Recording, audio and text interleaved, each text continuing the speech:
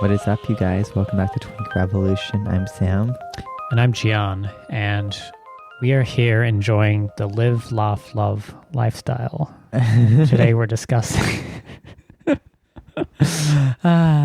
we were just on the Perfume Nationalist, so I'm sorry, I'm still in the mood. I still stink of Stetson. Yeah, I'm actually wearing it today. Yeah, me too. Oh, god damn it. It's very embarrassing. One of us is going to have to change. I put it on before you, though. It's my perfume. I paid $13 for that shit. Wow, $13. Yeah, well, fancy, bitch. Yeah, no, it was really fun, and the episode just dropped today, so go check it out. I think it's behind a paywall or something, but I don't know. Yeah. Anyway, yeah, we were discussing Midnight Cowboy and My Own Private Idaho, and those were paired with the Stetson fragrance. And it was a lot of fun. It was really nice. It's not a political appearance. It's genuinely an art and cultural. And I'm a bit of a perfume nerd. And if you have an issue with that, my DMs are closed, and so is Twink Revs, and I don't want to hear about it. Thanks. Yeah, so just DM me about that. Yeah. If you're upset, just please, or at least I don't read my DMs, so just scream into the void. Send a picture of your six-pack, and then you can complain all you want. Yeah. But in Twink Rev garments. Yeah, please. Yeah, if you want to complain, what you need to do, go buy a Twink Revolution sweatshirt or long sleeve t-shirt. I think you can buy a tank top, a fanny pack. You can buy just wear the fanny pack. Fucking mask. Yeah, and then what you just do is once you get the shipping confirmation email and you've paid for it, then I think you can reply to message the seller, and that's where you can put your notes about what you didn't like about the show. Also, there's a no refunds policy, just for the record. Yeah. Or just post it on Facebook. Or I'm sorry, Facebook, on Twitter. Just post your selfie on Twitter, and then you can complain, and we'll retweet it. Yeah, exactly. That's an endorsement. So anyway, yeah, no, it was a lot of fun. And as we love going and talking to all kinds of people, and it was really fun to do so. Speaking of talking to all kinds of people, we went and talked to some Wisconsin people. Yeah. Sorry, I can't quite say that right. Wisconsin. Why are you saying it so weird? Wisconsin. I don't know. It's Wisconsin. Yeah, well.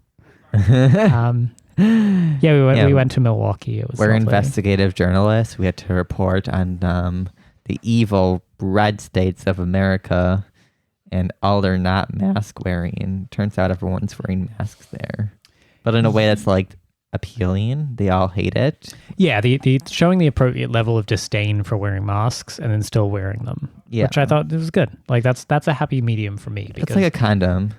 You hate wearing it, but you wear it because you know what can happen in the end. Right. No, exactly. I've if there is a big difference between meeting somebody who's like, oh, gee, cool. Yeah, here, let me put on a condom, whatever.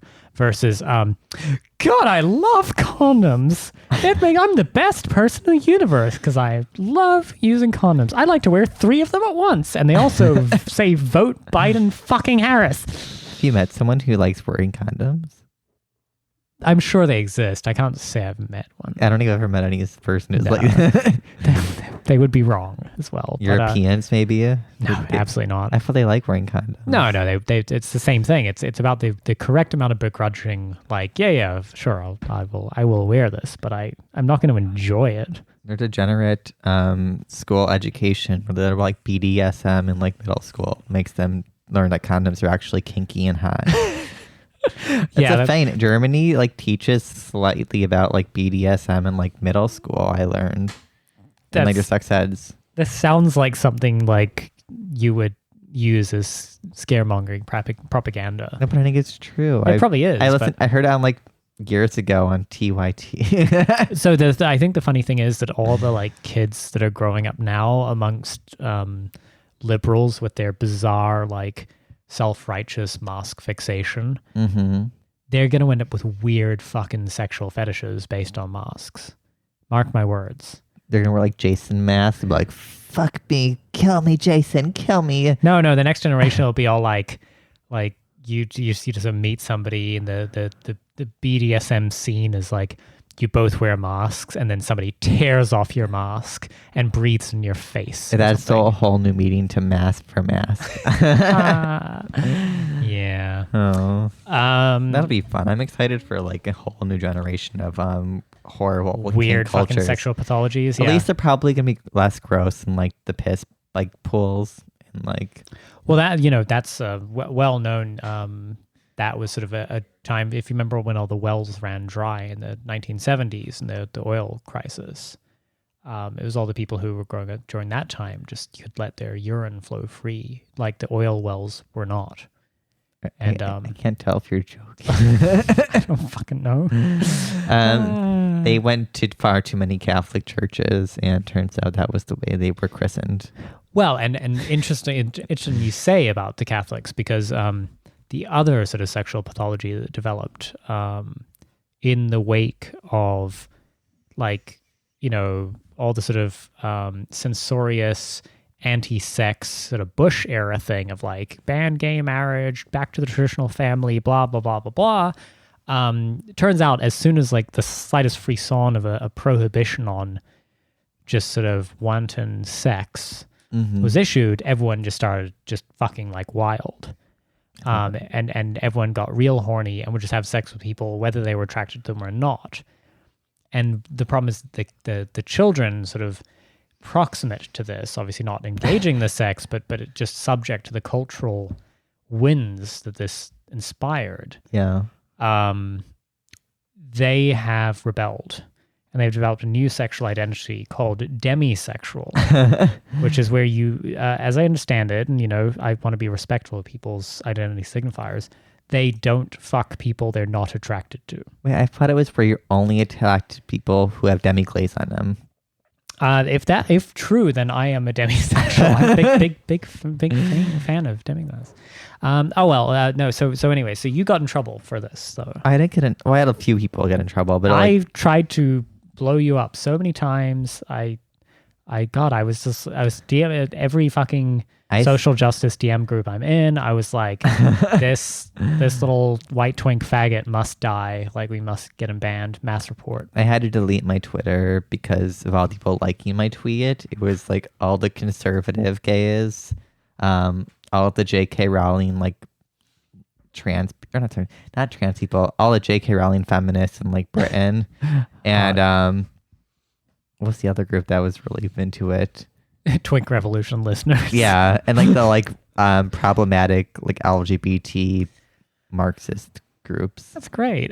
So you tweeted basically. To roll it back. So there was a TikTok which features a person. No, am I confusing? You're confusing them. So you just shitpost 24/7 about your fellow queer persons. They're not part of the community. Anyway, so what was the demisexual tweet? Where the fuck did this There was start? an article that researched that was a few months old, but it was The Guardian. It was I'm demisexual, and here's what I want you to know. And I fucking read it, and it's like, oh, I didn't feel a connection until I was 16 when I kissed my first boyfriend. I'm like, I was like almost 19 before I even touched a boy. Like, just like, shut the fuck up. This is an oppression. Like, and I basically was like, I can get murdered or imprisoned in 70 plus countries. Y'all aren't part of, like, you're not part of the same struggle. There's like no reason. It blew up for some reason. Gatekeeping much? It's not gatekeeping if they don't belong. Gatekeeping much? Yeah. But wait, so sorry, I have to clarify because I genuinely don't quite understand this. So the demisexual identity is part of a... It's not about the gender. It's about, only people you have strong connection to. So it's strong connection. Yeah. So I go back to, and I'm not trying to be unnecessarily dismissive or flippant, but I will, like, an identity that says I am only sexually attracted to or romantically interested in people I have a strong connection with. Yeah. Is supposedly, this is a discrete sexual category of sexual identity that fits into the spectrum of things like asexual, to be homosexual, heterosexual, bisexual, pansexual, whatever. Like, and there's another category that's discrete, but also distinct from all of these. That is called demisexual, which is I will only have romantic and sexual attachments to people I am deeply connected with. Yes. This is fucking stupid. Yeah, so I did a second tweet, which is it wasn't a TikTok, but it was I think it was a Pink News video about this asexual British guy, which is always a struggle because I like fucking hate the British accent. No offense to our British listeners. You're all beautiful. Just don't talk to me. It's okay. New Zealand is actually far worse. That's... Oh, yeah? Oh, yeah. Love all of you. But he was like, people think, or people including LG will think we're not part of the community. And I did a whole thread of like, yeah, because you're not. You're not part of like the LGBT community. There's no material or historical reason why we would ever include demisexuals or asexuals or gray sexuals, which is like a form of like asexual, like you're mostly asexual, whatever. I don't know. All these dumb labels, no offense.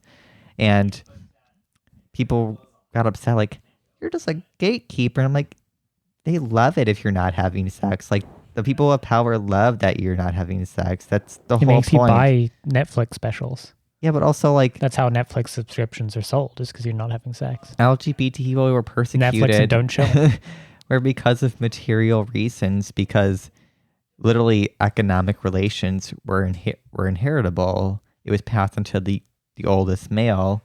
Hence why you didn't have adultery, because adultery would mean that son would get it, and that would fuck up the whole family relations. Right. Illegitimate children just kind of fucked up the ability to properly transmit property if you could between change, the owning classes. If you can change gender, that fucks all of it up, because like that's just like... Well, also even why women, because women didn't have a sexuality in the mindset. Because they didn't have property either. So like women were all considered asexual. That was just a normal thing. So it's like you weren't impressed for that. That's just like standardized. Ladies, is it gay to have a sexuality?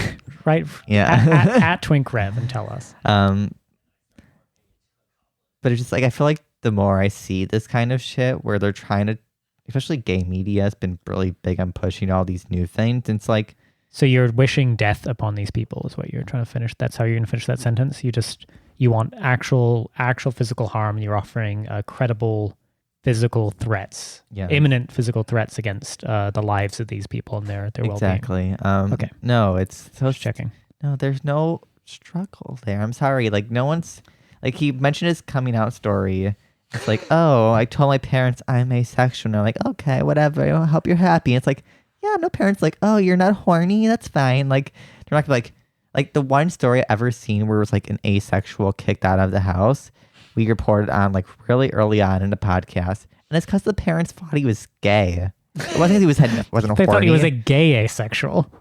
That's why he was gay, like, and having secret sex. It's why he wouldn't have sex with any girls. Because like, so it's like, give me a break. Like, it either comes down to they think you're gay, or like, yeah, that's pretty much it. Like, they think you're gay or bi, or like, or you are histrionic and narcissistic enough to announce the fact that you are not horny to the rest of the world, and place that into a category with struggles that get people to this day, murdered, disinherited, kicked out of home, for whom outcomes are very different and very bad.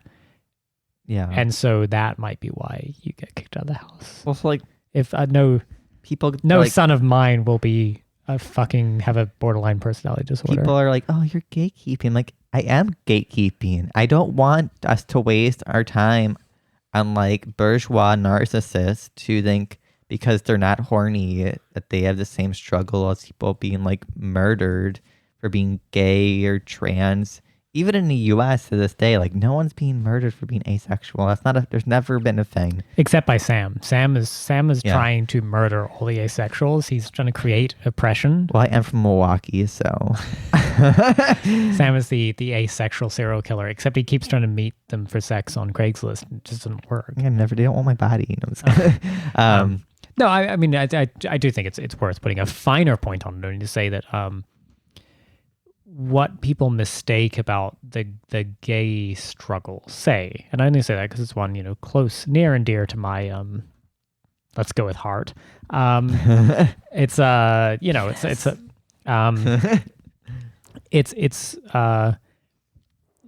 even throughout the sort of most repressed societies and the most repressive ideologies and the most repressive times in our lives, gay thoughts are not punished and have basically never been punished. The Catholic Church will talk very openly about, the need to overcome these sinful thoughts, right? Mm-hmm. To have gay thoughts is fine. All the priesthood does it. It's that the actual thing that is being punished is gay sex, gay acts, right? To become intimate with a man.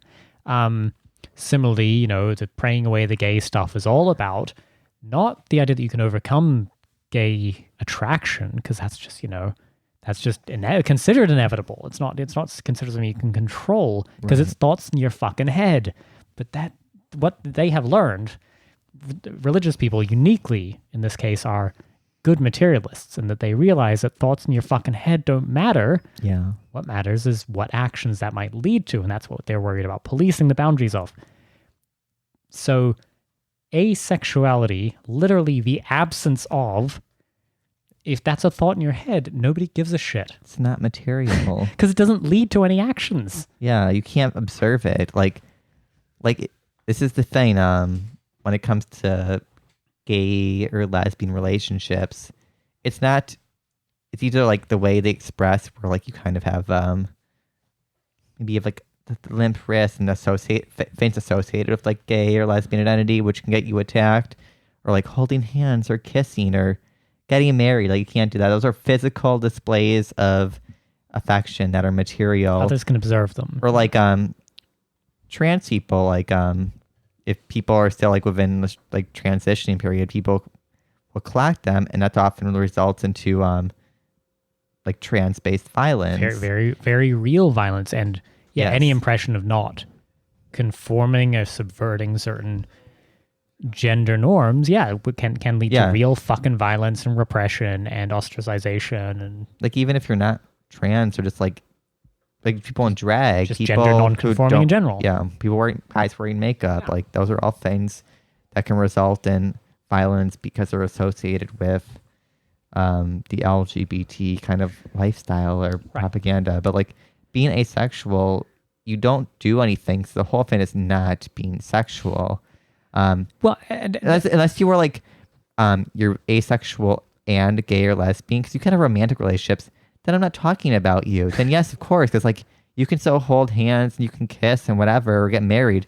Like that's not the thing. But like asexual cis or asexual straight people, you're not part of the community. And that's not me being mean. It's like you're just taking the spotlight from like real struggle. Right. And to be clear, like the thing is, if you happen to be a person for whom the detachment or alienation you felt from, peers around you who were sexual, that's not to say that the label asexual can't be useful for you, and that can't be a form of self-identification that explains a set of, behaviors or thoughts and feelings.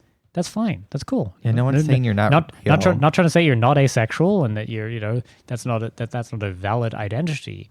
That the issue is, it's not part of a fucking LGBT struggle. Yeah. Because the LGBT struggle, you have to understand, like, lesbians and gay men don't have any fucking thing in common except a certain kind of persecution by the worst people you know.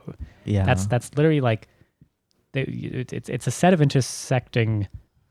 I'm gonna go full fucking SJW language on this just so people will understand me. It's a set of intersecting oppression vectors, as in the same fucking people want to tell you that they will harm you materially for the things they can materially observe and discern about you or how they perceive you. Yeah. And things you might do. So. Yeah, because there's not fucking. Yeah. Sorry. It's just there's nobody going around punishing gangs of people for not fucking. If people think that makes you gay, then welcome to the struggle, friend. Yeah. You walk a mile, because I guarantee you, actually fucking will lead to more people suspecting you're actually doing gay sex. True. And so, really upping your risk factors there. But the problem is, and it's an easy conflation people make between a kind of personal identification, or it is a medicalization. This is a medical language. What right? is A term like asexual. Oh yeah, because it is about saying there are a certain cluster of feelings and thoughts you are expressing, right? That they're happening entirely within your head, and then you basically have a way to sort of put a label onto that can be explanatory, and that's fine. Mm-hmm. The issue is just because you can give it a fucking name doesn't mean it goes along with all the other things you can give a name to. Yeah. A name like homosexual, so it's actually homosexual. Hom, because it's it's Greek, not Latin. Homo, as in like Homo sapiens, is Latin, and homo, as in same, as in homology and things like that. So it's Greek. Yeah, it's homosexuals actually. So the correct pronunciation is homosexual. Homosexual. I like to do it occasionally when I remember, just as an affectation. It's great. It sounds like you're saying like homosexual. Yeah. No, yeah. That's fun. See, you learn things on Twink Revolution. But anyway. You learn we're all fags. I lost my train of thought there. It's okay. It doesn't really matter. Anyway, so enjoy being asexual. Yeah. I'm sorry. Or demisexual or whatever you want to be. I don't care. Yeah. But like, you're not LGBT, and that's my line. Sorry. Yeah. Which is fine. I think it's just it turns out not being LGBT is turns out not a moral crime. Congratulations. You're allowed to not be that. I'd rather not have to deal with like all the potential issues. You can go to every country and not be murdered for your sexuality. Like, don't be like, don't. Are you pulling the Pete Buttigieg line of like, if there was a pill I could take to not be gay, no, I would take it. No, I would definitely be gay. Like, I would choose like. Actually, I'd probably... You want extra gay pills? I'd rather be bisexual because more options, but I would still only date men. No, because, like, there's no baby accidents. You know what I mean? Not if you're doing it right, I guess. What the fuck else are we talking about? I'm off kilter today. I'm not our usual slick transitions between our segments. The clanging segues are just not working. We can talk about the sexy voting ads, and by like sexy I mean not sexy. Do we have to? Yeah. So I'll start with the Grindr one, because that one's cringe as fuck. So Grindr, someone posted online. And it's like, voting is sexy. Your faves are horny for democracy. And it's this not sexy guy licking a voting ballot in a harness. It's like a kind of like leather daddy dude, like muscle daddy in leather gear. Yeah, but you'll see it's like licking a ballot. But he has like dementia face. Like he looks like he's licking a ballot in an ad that says voting is sexy. That's enough to just be like boner killer forever.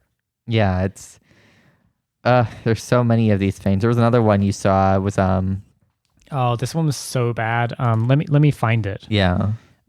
It was it's animated. Where the fuck is it? Sorry. I lost it. Well, one of the guys is in like a here we go. So it's oh god. So it's an illustrated voting poster. And it's a sort of illustrated leather daddy, like classic leather daddy with like the hat, Tom of Finland, the sort of harness, muscular, saying to a young svelte twink, rendered crudely, who is in a male chastity device. He's locked up, and the leather daddy is holding a key, and there's a helpful arrow saying chastity key, and he's saying, "You'll get this back on November 3rd if I see you with an I voted sticker." And the twink is saying, "Of course, sir." And it says underneath, "Locktober ends when you vote. Vote 2020. I'd kill myself. I wanted to die after reading that one. Honestly, that's the closest.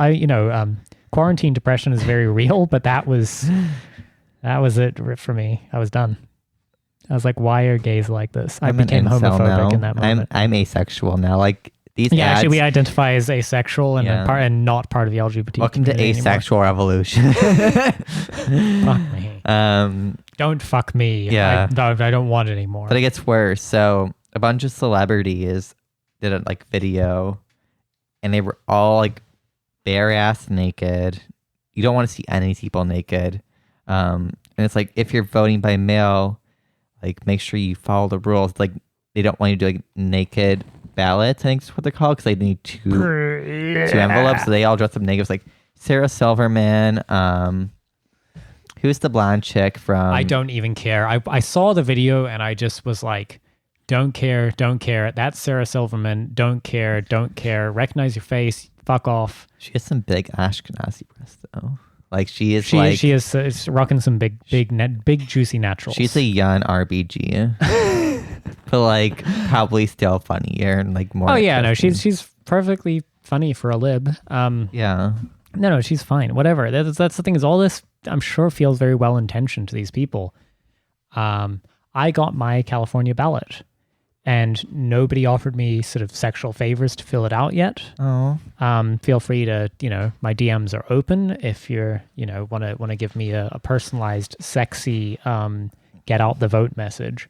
However, throughout all of this theme of like the idea, like sex sells and voting in this election is the least sexy thing in the universe. Can we put these things together?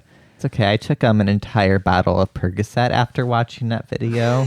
Because I was like, this seems like a better option. This is my third party option. Is Oblivion. Yeah. It was great. Don't do drugs, guys. I'm joking. Don't do drugs. Yeah. No, it did just, there is nothing less erotic than they were not this sexy election. at all. Like, well, no, this election and then the second order effect of all the fucking get out the vote. It's sexy to vote. Well, they did it in 2016 too. If like the bottoms for Hillary, if like these like muscle caps or muscle, they're the guys who like in a club like, I'm a muscle top bro. It's like cool. Like leave me alone. I saw your Hillary sticker on you. Like. Yeah, you are literally wearing a Hillary sticker on your fucking harness. Go away. I wish more of them would go to like Corona festivals. Like, yeah, go to Atlanta Pride, bitch. Yeah. Or like Twinks for Trump. I will say that was slightly more seductive because it was like slightly tasteful photography. Well, there was two versions of that, right? Yeah. Are you familiar with that story? Yeah. Yeah, so there was one which was clearly satire and had the more attractive photography. That's what I'm talking about. Yeah, that was because there was a serious one that started up, which just gormlessly took the name and just had some like pretty fucking haggard looking twinks. Well, it was done by like Virgil-esque looking and like desperate gay. More like Luca Magnotta. Like no, he had like glasses and like the dark hair. So did Luca Magnotta. No, Luca Magnotta was blonde. He was dyed blonde. Yeah, and hotter. Later he was blonde. But I just mean the sort of like dead psychopath stare. Yeah, like Virgil. He was friends with Virgil Texas also has a dead psychopath stare, but like he was friends with like Milo for a bit and stuff. So anyway, that version was not particularly erotic, but the other one, which was the parody one, which they ended up shutting down because they're like, shit, this is getting a little like serious now. Yeah, when it was all sort of whimsical and everyone thought Hillary would just win. It was funny to have all this like, it would be like these like very like kind of glamorous twinks in MAGA hats posing sort of erotically or so with the come hither look, and it'll be all like, Marcus 19 is so excited about daddy restoring regular relations with Taiwan or whatever. Yeah, well, it's this whole it's not emerging, it's been around forever, but this combination of like sexy politics, when politics are the least sexy thing in the world.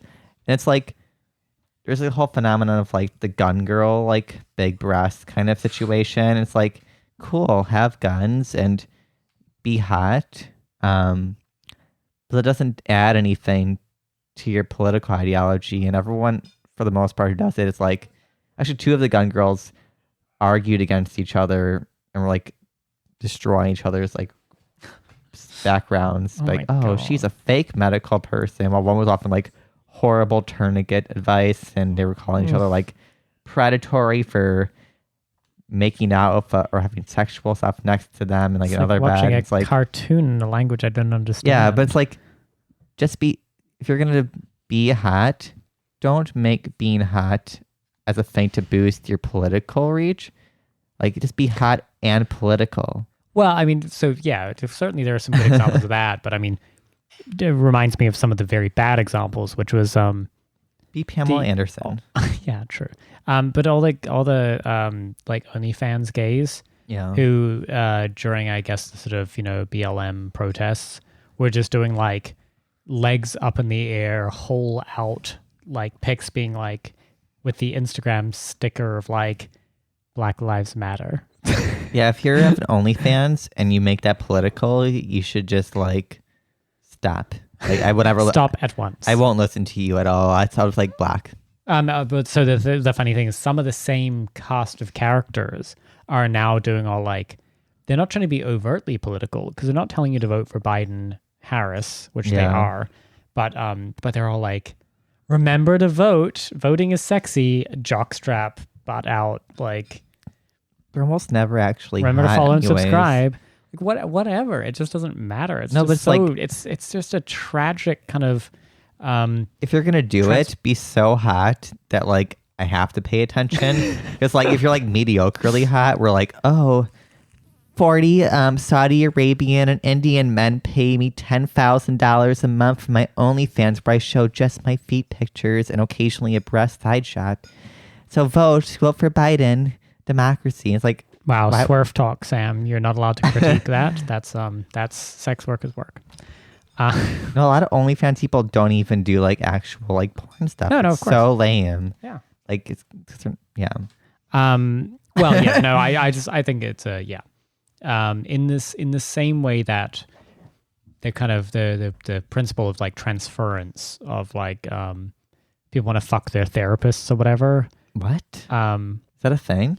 Yeah, I think I'm getting that right. I'm sorry, I'm simplifying. Oh, is it like from like The Sopranos where he like wants to fuck? There's some of that, yeah. She's kind of a pretty lady. Oh no, yeah, Jennifer Melfi's hot, but no, but this is I'm probably mangling a bunch of things here. It's really not my area of expertise, but there's some like kind of principle within, I guess, like counseling and therapeutic circles that are.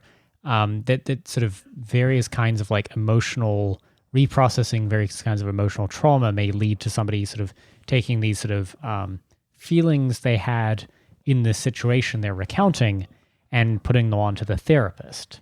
And so as I reductively saying, so anyway, this was only meant to be an aside. Okay. I think I got it right. I think it's transference. But anyway, so the point being, what this is when there's like the one sad fucking person out with like a booth, like with like the county electoral commission sort of little banner out being like, are you registered to vote in the county?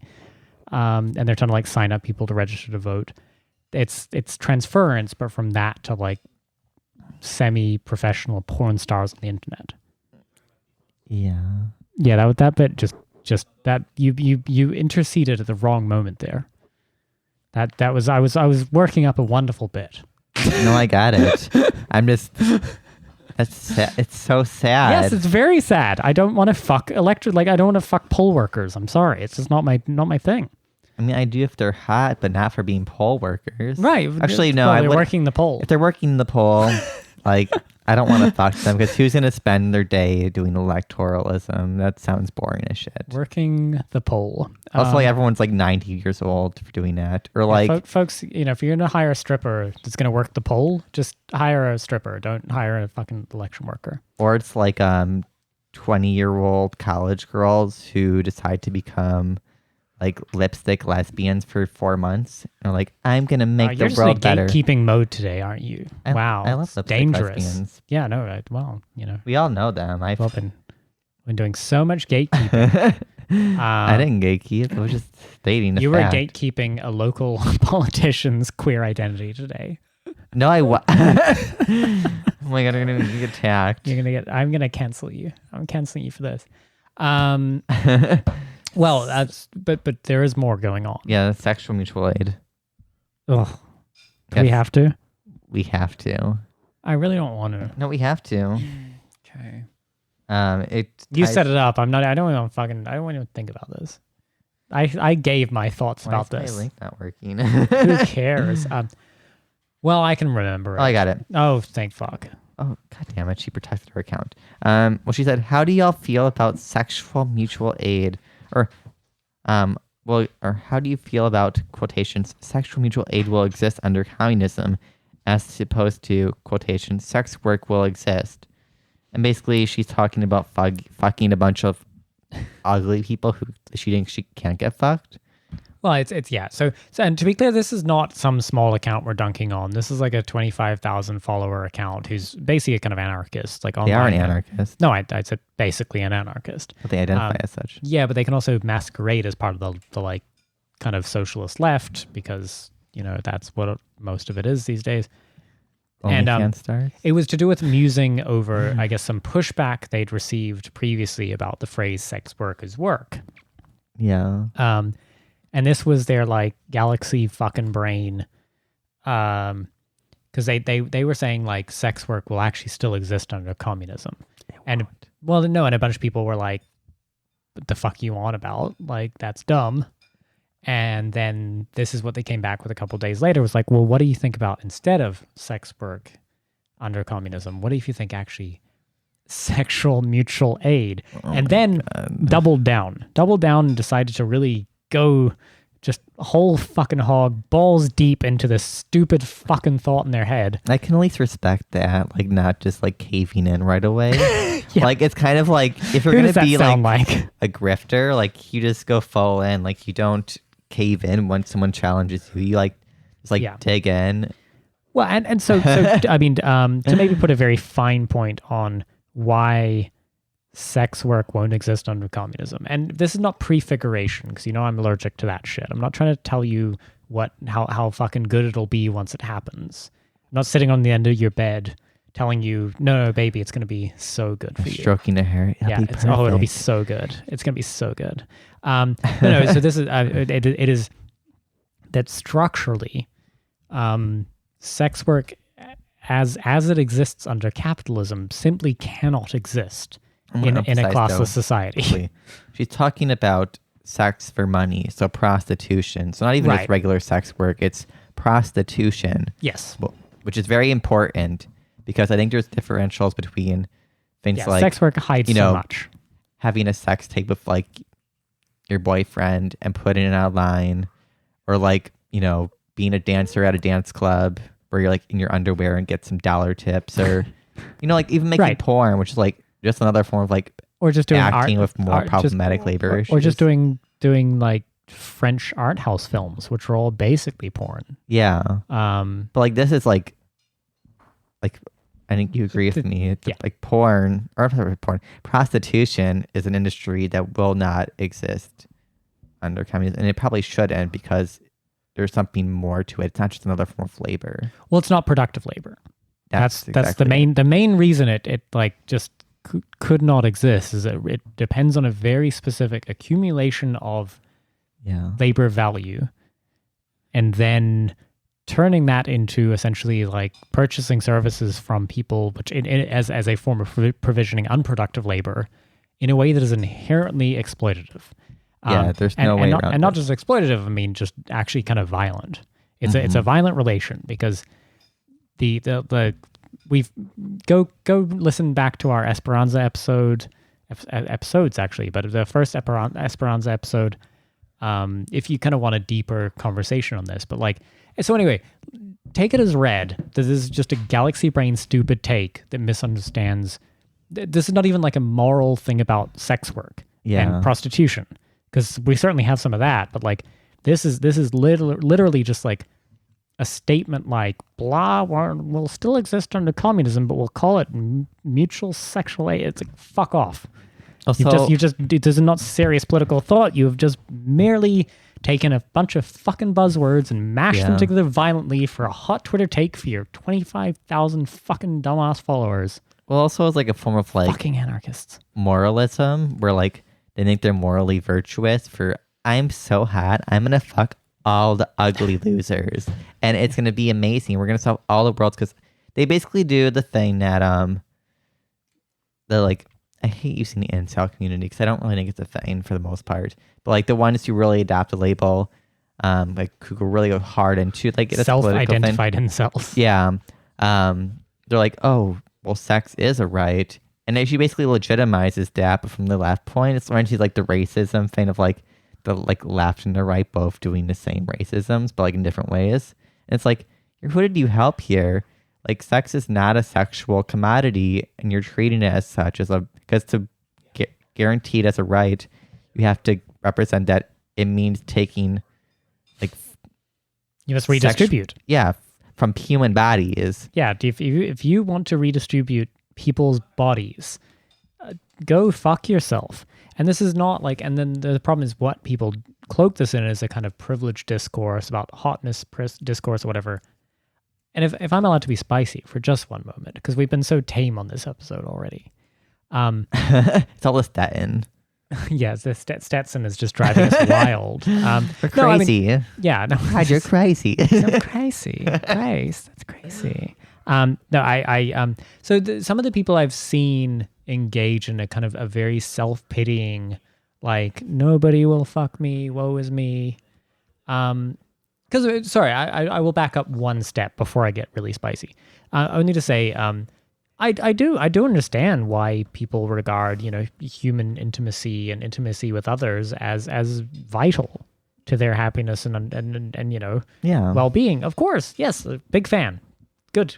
I want this for everybody. However, there's a certain kind of archetype in my mind that is the nobody will fuck me, but all I do is follow porn accounts of like guys that I sort of regard as like classically beautiful. Yeah. 10 out of 10, smoking hot.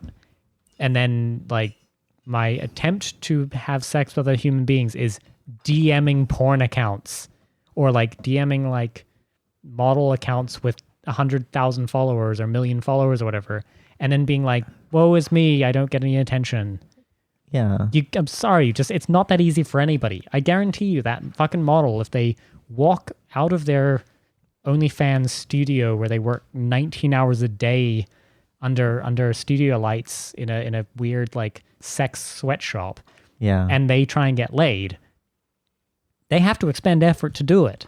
It's not just like it's like you also don't just anybody can fuck me right this second. Even in that case, I guarantee it's just not that easy. You actually have to put some effort into connecting with other people in order for them to want to have sex with you. Everyone is demisexual to a degree is the point I'm making here. Well, also, no one wants to fuck a person that complains consistently about not being able to get fucked because it makes them think you're not. There's a reason why no one wants to fuck you. Right, and the reason is you're fucking annoying. It's like, remember like... Everyone wants to listen to whining. It's not like, hot. Also, like, so many of the incel types, I've seen like the videos of like, oh, incel meetups. One, never go to an incel meetup. Oh my God. Like, but also Unfuckable Losers Club. Don't go there. Most of the go guys to places there with people who fuck. Are actually decently cute if they like got a nice haircut and be like, gave an effort and like wearing jeans that fit versus like the jeans their mom bought them thinking they would grow to be like 7'5", and because I did that in college. I had to change all my clothes because like I was supposed to grow more, and none of my clothes was baggy, so I had to get so clothes that fit. Potential wasted. Yeah, exactly. I was supposed to be 6'1". I'm 5'7". Sam is merely 7'9". Yeah, but like also, you don't want to fuck the people you have like that you jack off to, because like most of them are like 19-year-olds who feel like they need self-validation because of like internet culture, and this is a way to build a brand. You can no longer just build a brand by having a YouTube channel or TikTok, or like there's a video of like young children like, oh, what do you want to be? And they're like, oh, like I want to be a YouTube star and TikTok star. I'm like, this is what happens when you need more money and you have a lot of followers and you want to do it. Like, and I don't mean actual porn stars who don't do this, because like a lot of them keep it hush hush. These are the ones who build a brand and then launch to OnlyFans. Like, oh yeah, it's just an additional like all the TikTok revenue stream. Gays, they all have OnlyFans, and it's like you don't want to fuck them. They have like the worst self-esteem in the world. Like they don't. No, like, well, it's also just yeah. I was reading a bunch the other day about Bryan Singer. Okay. You know, the director of movies like Transformers and whatever the fuck else. He was Apt Pupil, things like that. Megan Fox. Yeah. Well, I mean, well, I will come back to Megan Fox actually. Okay. But so you know, he allegedly in the video game universe, etc. So he's very litigious. So just want to be very clear. Don't worry, he doesn't know about our. Well, I guess we do have a podcast called Twink Revolution, so he's probably all over that. Is shit. he gay? Yes. Oh, okay. And famously is alleged to have basically sexually assaulted many young men under the age of 18 at drug-fueled kind of twink orgy parties. Wait, is he friends with Peter? in the game universe, who knows? Oh. However, in this video game universe in which this allegedly might have happened. Yeah. Sorry, the point I'm trying to illustrate is that when people start saying, gee, I just wish I had, like, all I would need to get laid more is more money and power. You know, that's what's holding me back. And that's why, you know, gee, everyone wants to fuck Bryan Singer. Yeah. Bryan Singer, allegedly in the game universe, still is basically just like molesting and raping his way through Hollywood. All of like, Hollywood is. Just deeply insecure Hollywood boys who just really like are just trying to find their place in the world and then get taken advantage of, allegedly, in the game universe by an older, powerful man. So the point being, if that dude, with all his money and power, essentially still can't kind of get it for free, as it were, then that's not the recipe. No, it's be a nice person. And so then I go back to, I return to Megan Fox. Oh, she was my girl crush when I was the class at a game. She should be everyone's girl crush. She is just gorgeous, stunningly gorgeous. She's a nice person. Yeah. So anyway, but let me use her as an example to say, if we want to talk about like pretty privilege, whatever that is, Megan Fox has it in spades. Yeah. She's hot, and she's hot to a wide range of people. Yeah. Most people, gay and straight. Yeah, and girls. Guys, girls, everybody thinks Megan Fox pretty fucking foxy. Yeah. If she were to just sort of walk out of her apartment and attempt to have sex with a random person who she personally thinks is attractive, she would still have to expend effort to do it. She could, I mean, to put it this way, she could probably find a real fucking weirdo. Well, she also would have a lot of people that she would, I think she'd have a lot more shit to deal with because people have assumptions about pretty girls. Yeah. It's like, they think, oh, they're, I don't know, they think they can be more welcoming to be like hit on them because they're just used to it. But like she went actually quite fast into a marriage and have like, and she has stepchildren now. Yeah, like, I'm not even trying to use her generally. I mean her as a physical, but her as an archetype. Her physical archetype. I'm just simply saying that, like, put it this way: if a really, really fucking hot girl just sort of walks out onto the street, and walks up to the first sort of man and goes, "Why won't you fuck me? I looked at you twice. Wow, nobody wants to fuck me. Oh my God, Megan Fox could not get laid that way." No, it'd be a fucking turn off. People would be like, oh my God, what the fuck is wrong with you? Yeah. So if Megan Fox can't get laid that way, then I guarantee nobody who's not Megan Fox can get laid that way. No one's going to pity fuck you. Like, yeah, pity fucking is not a also, thing. Like, so, sorry, this takes us full circle to sexual mutual aid is a terrible fucking idea because it's about handing out pity fucks and calling it praxis and virtue. Yeah. Go fuck yourself. Also, everyone offering it, they're not hot enough to think they're good enough to not do this. Well, it's a brothel staffed by volunteers, which honestly is just that's what we call the gay community. Yeah, you don't get... That's a bathhouse. You're not going to get the hot people by having volunteers. You ever been to a gay bathhouse, friends? That is what a brothel staffed by volunteers looks like. It is literally like no one you want to fuck. Right. It's like 19-year-old Asian twinks and like 80-year-old white men. On meth, to be clear. But that's all it is. It's like twinks, like Asian like twinks repressed from like Eastern Asia and like on meth. Old white men going for the Asian twinks. On meth. Yeah, it's horrible. There's a lot of meth involved, people. I've actually. I'm not gonna go there. I was like, I haven't. The first time I saw someone do meth was at a bathhouse, and I was just like, "What the fuck? Like, where are we? Like, you're in a gay bathhouse, which is yet again a brothel staffed by volunteers. Yeah, don't do meth, children. It's bad for you. No, do not. Do it's Adderall. not glamorous. Just do anything else. Well, speaking of more important things, yesterday, I think was. Depending on where you are and who you are, was Indigenous Peoples Day or Christopher Columbus's Day. Hey. In this house, he's a national hero. Yeah.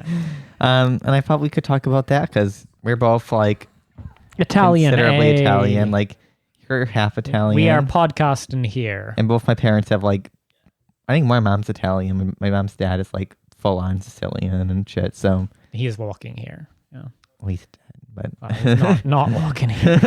Hey, I'm dead here. Yeah. Sorry, that's tying into the fact that we watched Midnight Cowboy, where Dustin Hoffman is delivering that line, that famous "Hey, I'm walking here" line. That was actually a really good movie. The more I think about it, I was just like, no spoilers. You can't say what you think. You have to go listen to the Perfume Nationalist episode. I was just gonna say it's very iconic. It's great. Like, especially like gay cinema, good. I think it gave me something that most gay cinema doesn't provide. Oh, absolutely. Agreed. Yeah. So, yeah. I mean, so Italians, especially like, I think more like New York or Boston Italians, or like the wealthier Italian community. I don't know if it's even wealthier. It's older. It's to do with proximity to very insular communities that are literally kind of a certain immigrant stock. Yeah, they have a reputation in certain media circles. Do even like Parenti's talked about, who's also daddy Italian, also working here. Yeah, but they get quite upset when the Christopher Columbus statues get taken down because he was Italian, right? Yeah. Yeah, he was Italian. He was not in the pay of the Italians. So Italy didn't really exist at the time. He was in the pay of Spain. Was it Spain? Yeah. I always forget. It all gets a little cluttered for me. Yes, Spain makes sense. There was no countries yet. I'm just kidding. Well, I mean, yeah, sort of. Some kingdoms. But Italy wasn't one of them. It was a fragmented set of nation states. Yeah. Or like city-states. So yeah, I mean, and like, in fairness, Christopher Columbus, not necessarily woke by the standards of pretty much any day. By the standards of his own time, he was a classic kind of type of dude that might get in a boat, travel across the world, and establish colonies. Yeah.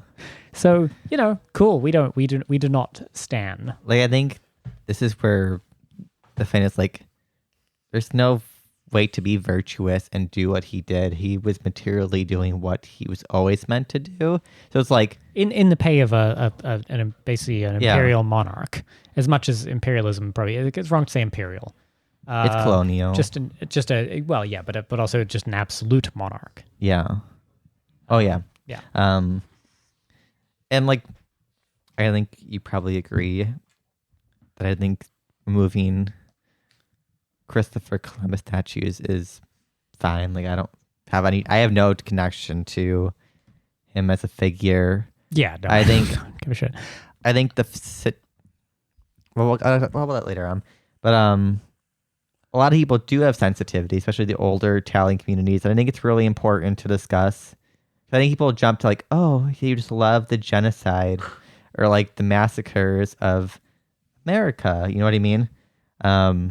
But I think there's something more to it in the kind of cultural psyche of latter European populations, which were incorporated into white identity, like the Irish or the Italians, or even, I guess, the Slavs. I think actually get more integrated since people like Melania and stuff took power. Like, I actually genuinely believe that. Yeah, no, for sure. I mean, it was, well, yeah. So I think the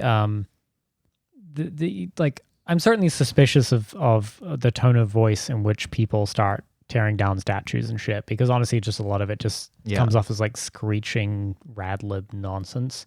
And that's not to say that we can't repudiate these historical figures. I just disagree with the value of erasing historical symbols as a means of like, well, put it this way.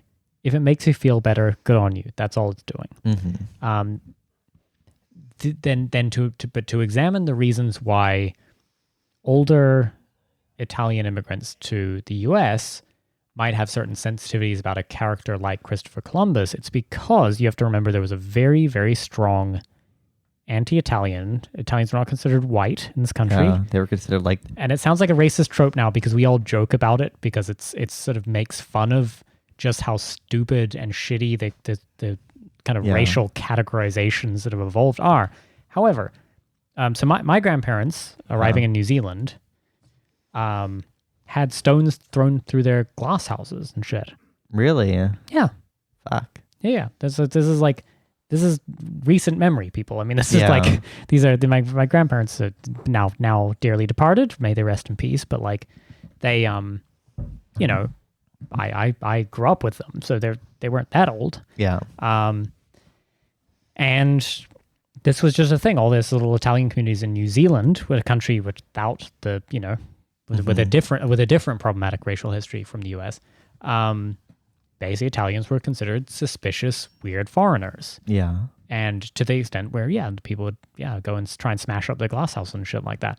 So that's in New Zealand. In the US, the Italians just were not considered white people. And if we understand the current moment of racial hierarchies that people like to build around what it means to be white or non-white, to not be included in that category, you have to think that in living memory, go look to your left, look to your right. Find an older person, you know, within their lifetime, Italians were not white people. So for a lot of, you know, these huge communities of very poor Italian immigrants, basically fleeing kind of a failed state, the fact that the man who discovered America and whom there were some statues around for and whom they put some more up for was Italian was a very important stake in the ground to say, no, we do belong here. We are part of this country. Yeah. And so I think that's it. That's the whole fucking story. Yeah, I think people mistake that because, like, I think so many people on the left talk about the importance of like representation to feel like a sense of belonging to culture, and clearly, like, Christopher Columbus is an awful like person to like people all over. He has been dead for 500 years. Yeah, exactly. But like also like, you can understand Saint when Augustine, like bad person. For these people, he was one of the few Narrow, representations. bad. I mean, America has a strong Protestant control of like mostly like Anglo-Saxon white people. Like we didn't get our first Catholic person, which like is what most Italians are. I don't think he was even Italian. Like, no, he's Irish. Yeah. You mean like, JFK? JFK, yeah. Yeah, JFK. JFK. But like you can understand, I think, for people, JFK, like they're trying to feel a sense of belonging, and when it comes down to finding any person that can make them incorporate into the broader society, I think that's understandable.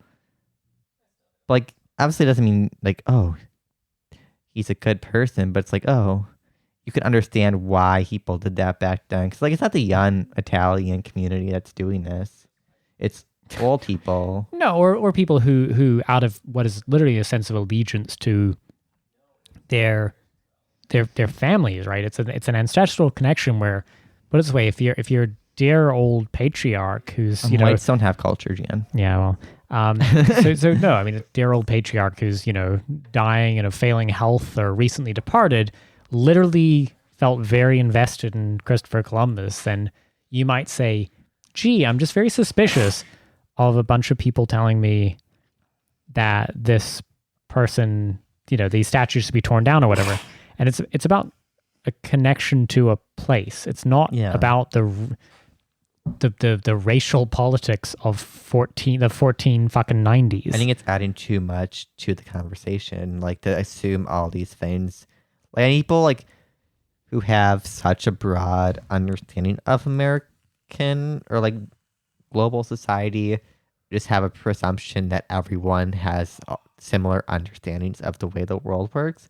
But like, I can assure you, most Americans don't know the full history of the U.S. And we can see that with like the Red Scare constructs. And like, instead of being like, you're just all right-wing reactionaries, it's like, no, you actually had to like talk to them and like the immigrant experience in America is different. Yeah.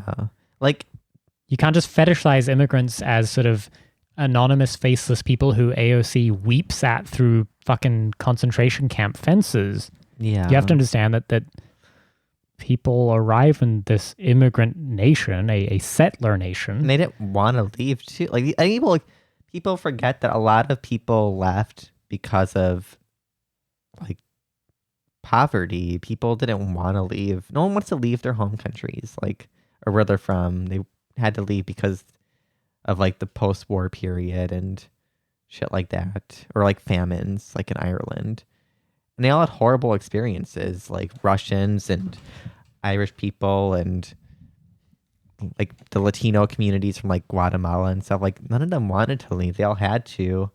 So you can understand like why they might take on problematic people within society, whether it's like shitty like Latin American celebrities or the Kardashians if you're Armenian, or like, you know what I mean? Like, they're all going to choose people who have big platforms, and they're all going to be Armenian, like right? Armenian, yeah. Oh, okay. They're all like very like crap people. Like, I don't think any of them are like very great. No, but it's about treating people a little bit of tenderness about the idea that they just want to feel included. Well, it's or rather, it's about not.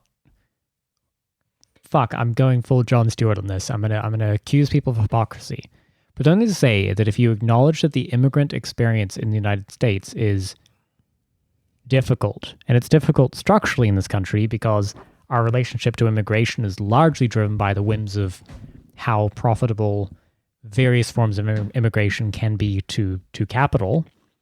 And so you know, and the thing is, that's a you know, libs love this shit. They love talking about how hard immigrants have it. Yeah. However, then what you have to say on the other side is that the comforts people take, you know, the solace people find, is going to look different. Cesar Chavez, who's born in the U.S., yeah, but Mexican American, and you know, great labor organizer, whom we respect muchly, is canceled. I'm afraid. Oh yeah, canceled. There are, so the point is the people trying to like rename streets away from Cesar Chavez and things like that. Like how do you square that fucking circle? In the same way that, yes, I understand the historical context is different. Italians are all fucking white now or whatever. But just basically look at a bunch of fucking old immigrants and say, wow, very problematic, Sweaty, that you would connect, that you would basically take solace in sort of signifiers to say that they were American heroes, identifiably American heroes who you could connect your identity to as an immigrant, and say you do belong here because we know this place was challenging and hostile to immigrants and suspicious of immigrants, saying that, well, you're not really American because you don't quite match the exact mix of like Polish German stock that fueled the whole fucking joint. I can also assure you, like, these same people, maybe are wrong to these people on this issue, were also the ones more aligned or like more likely to be aligned with labor struggles in America. Like, labor struggles like really got rejuvenated by the influx of like the Italians and like the Slavs and the Irish. Like, they all, like, they brought... Everybody watched The Irishman. Like, like, with all figures, like, they kind of get, they still want to feel connected to, like, the community. But, like, when it's, like, Irish signs or whatever, and it's like, why would it be any different than anyone else? Like... Right, just that this is the fucking dumbass racism of libs, is that they look at immigrants who they, with their fucking pathological views on race, regard as like, oh, it's just a dumb brown person.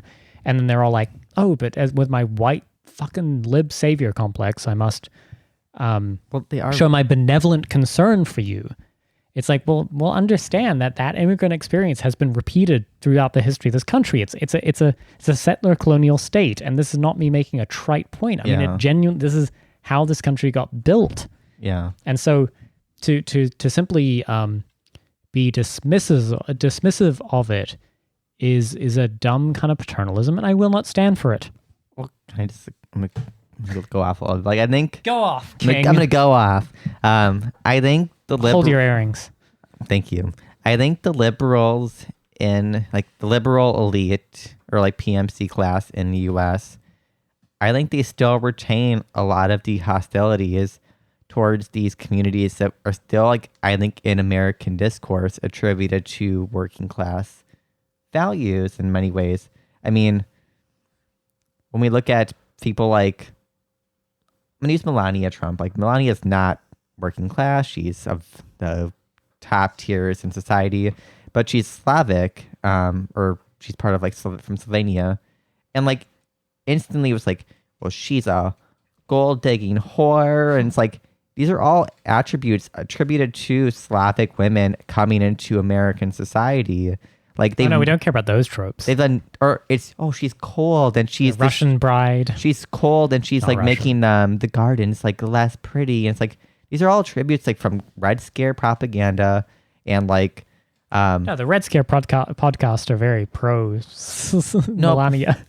But like, oh, they don't have beauty, and she's just like a cold, hard bitch. And it's like, this must be the austere, Titoist Yugoslavian Stalinism, or like the hostility is like who gets the most, or like Angela Nagel, like, or all the Lebanese and like Middle Eastern women, like they get all this shit too. It's like, I think they're very like serving their own political interests by combating those maybe are rising in like the media or like political sphere, but like they have to like continue tropes in the same way like the right continues tropes towards like black people or like Latino people of like they're gang members or they're gonna steal our jobs. And it's like you're doing the same thing but towards other people using quite cruel attributes of like Melania is just a gold digging prostitute, and they literally like imagine being like, oh, I'm against slut shaming, but I'm gonna bring up Melania's like photo shoot, that fucking Slovenian bitch is like, a gold digger. They're such fucking hypocrites, and it's like also that photo shoot iconic. It's hot. She's hot. She looks great. Hot. It's like you're basically like treating her like she's not a human being, and it's like you're just reinforcing things, which like I can guarantee you to many people. Like, from like the like Eastern Europe bloc, like there's reasons they put fucking statues up for her all across like the Balkans. Yeah, like she does not give a fuck about like, Christmas. Could you imagine like I never thought there'd be like a fucking like Balkan woman like even in the White House? Like why would it be like they're not considered like of the bourgeois class and like the global viewpoint? Yeah, if representation matters, then like you gotta kind of think that This is a country that has produced a kind of monolithic American identity that has a monolithic American white identity that has excluded many people over the years. And it turns out that white identity has not previously included a lot of people. And a lot of those people have therefore sought certain kinds of representation, and they may still think that matters.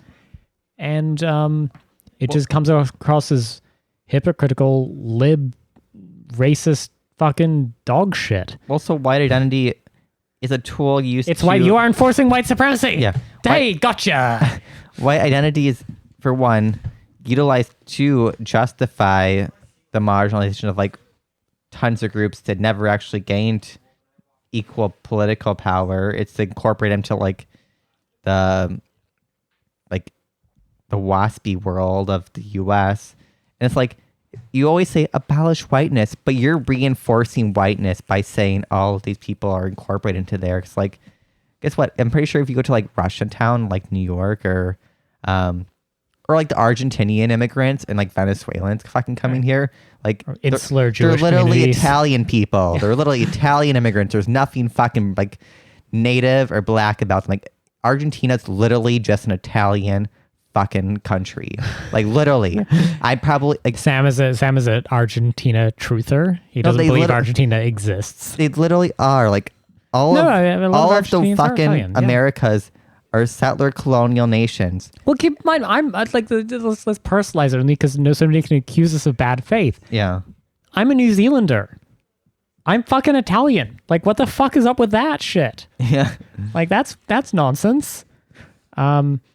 And that's not in the weird kind of quaint way that Americans who are 7 generations removed like to claim. They're like, well, I'm 1/76th Welsh on my mother's side. No, I'm literally of Italian stock. Like what? Like and the reason being, yeah, that these populous nations emptied the fuck out because they were no longer inhabitable, and their poor huddled masses fled to any place that was basically these kind of successful colonial projects of the British Empire at the time, and this is what you get, and so. You know, also the ones who were like the ones leading like the revolution in all these countries. It wasn't like the fucking WASP people. For the most part, it was like it was the Italians, like and like the Irish, and I guess the Slavs kind of came later to a lot of the U.S. But like they all kind of pushed it. Like the Italian and the Irish communities were so fucking like important to left wing struggles in the Americas, and it's like. Oh, well, they're white, and we have to cancel all of them now. It's like... No, it's just, yeah. So anyway, yeah, the sensitive... So to bring it all back home, yeah, tear down your fucking Christopher Columbus statues if that's what you want, but don't you dare for a second be resentful of people who are basically recent immigrants to this nation, who have some identification... Not necessarily with the man and his fucking acts. I don't give a shit. He's been dead for 500 full fucking years. Yeah. But rather with the idea that was a symbol that gave them some purchase on a country that was otherwise very hostile to them.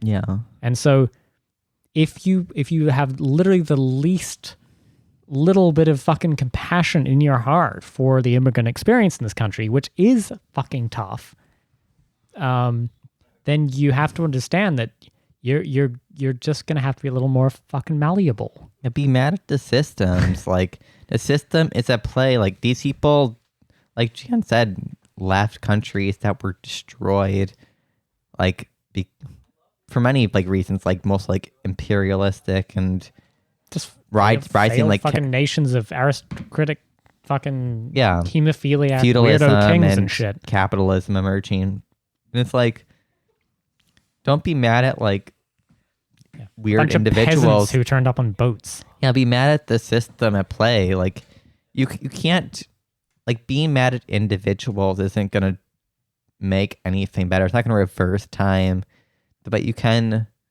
work together to make the network better to everyone. Like, well, yeah, I mean, to live up to the promise of the idea that for say a lot of Central and South American immigrants who are turning up and having horrible treatment right now, you know, to live up to the promise of the Lib fucking project means to at least understand that those people are going to have a distinct set of needs that honestly might not gel very well with a kind of like bourgeois American orthodoxy. Yeah.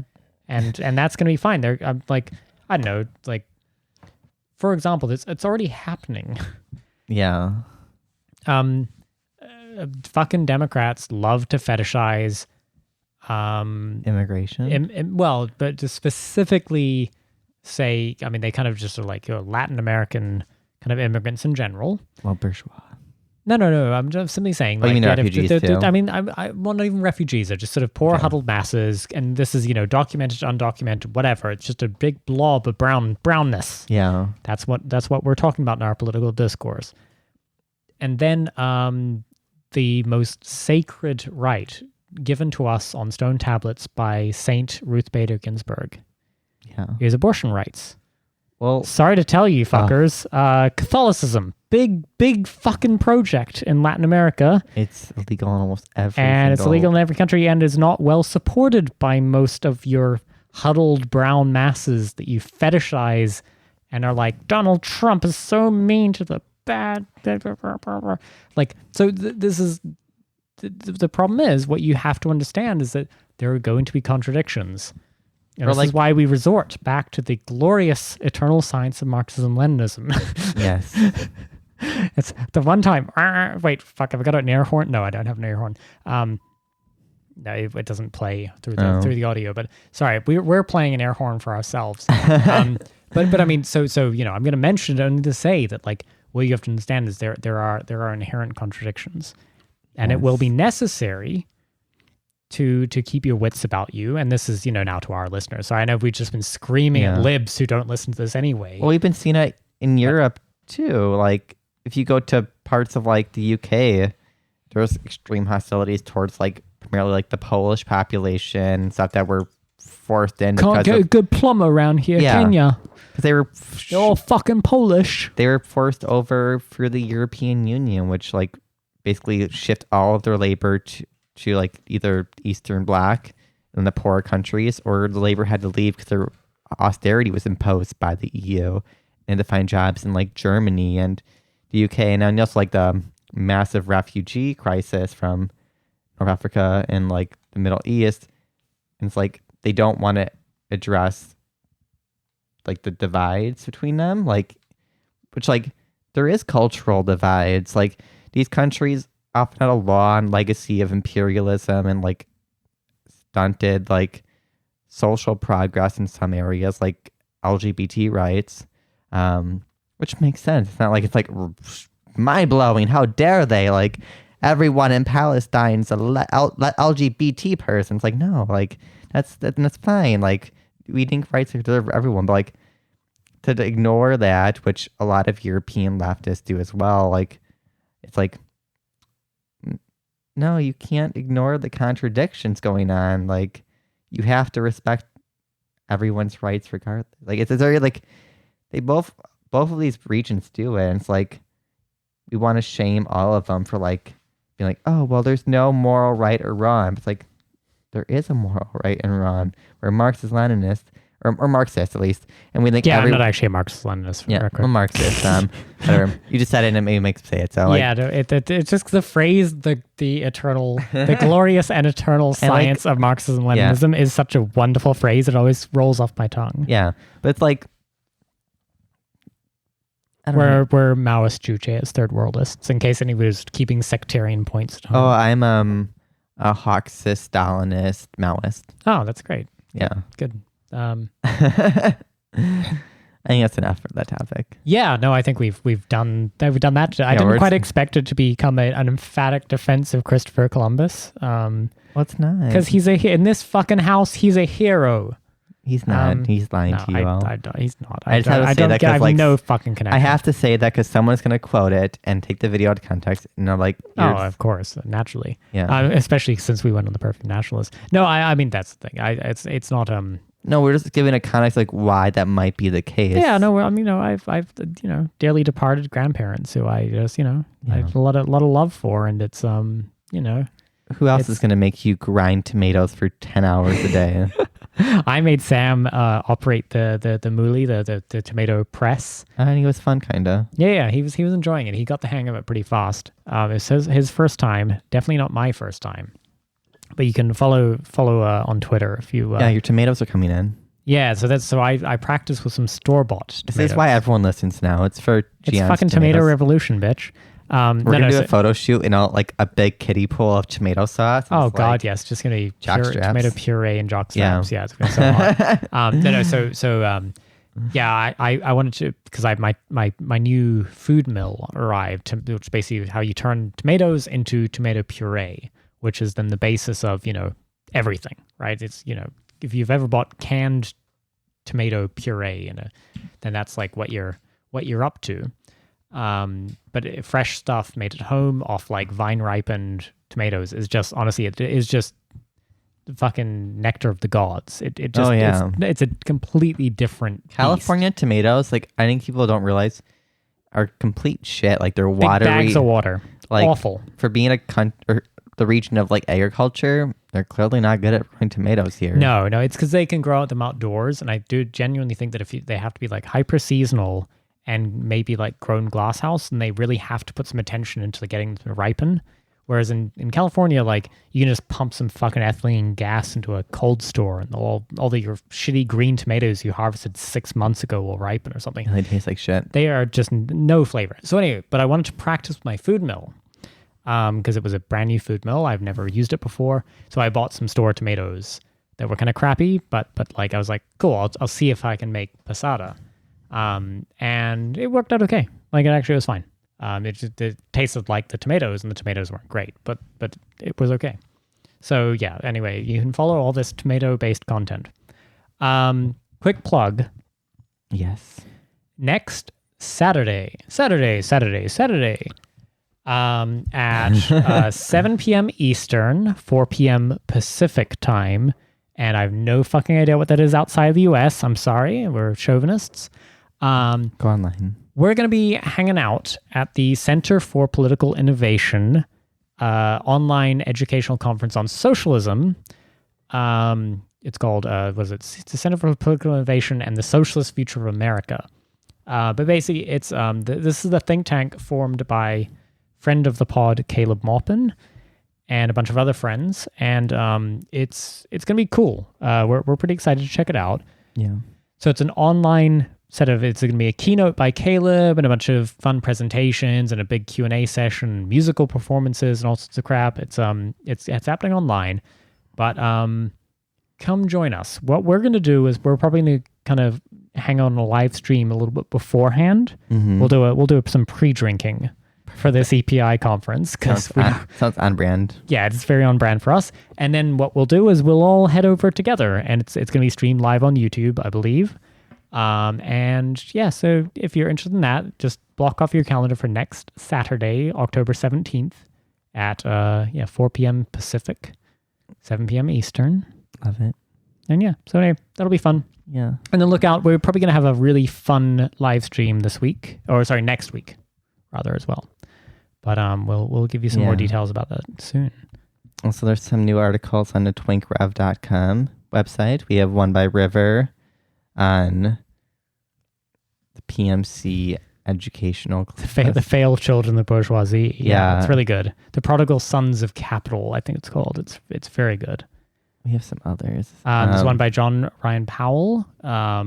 It's part 2 of his wonderful notes on jail, which we published part 1 it's 2 iconic. Or 3 months ago, and it ended on an amazing cliffhanger.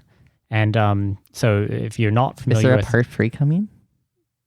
Oh, TBD. To be determined. Okay.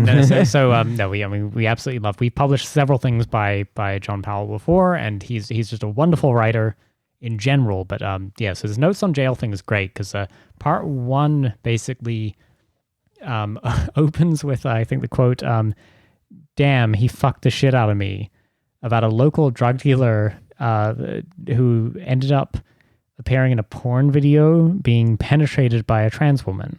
And that's the phrase he utters deadpan to camera. And then John is telling the story of being incarcerated himself. And he writes very vividly about this entire experience and the weird shit that happens, and how a lot about what's going on there. But then this drug dealer, this low-level local drug dealer of porn video fame, shows up in jail. Oh no! And shows up in the same jail as John. Yeah. And much transpires, right? So that was part 1. Part 1 ends on the cliffhanger, is when it's sort of the how everyone became aware of the video. They're all on the block. Everyone knows this because it's all the people from the same town. They all kind of know what's going on here, and it's all whispers. And he kind of deconstructs some of the notions of jail masculinity and shit like that. It's really good. Yeah. And then part 2 has just dropped, and he tells the rest of the story, and it's just great. Yeah. I really recommend sitting down, reading part 1 and 2 if you haven't read it. So it's called Notes on Jail Part 1 and Notes on Jail Part 2 on twinkrev.com. And it's really probably probably my favorite things we published among many strong contenders. Yeah. Perfect. That's the episode. Bye. Bye.